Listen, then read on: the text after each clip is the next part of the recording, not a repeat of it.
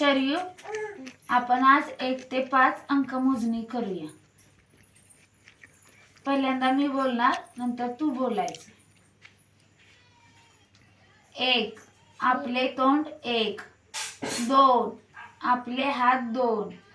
3, रिक्षाला चाके 3. 4, रूमला कोपरे 4. 5, हाताला बोटे 5. आता आपण बोलूया. अगोदर मी बोलणार, नंतर तू बोलायचं. 1, आपले तोंड 1.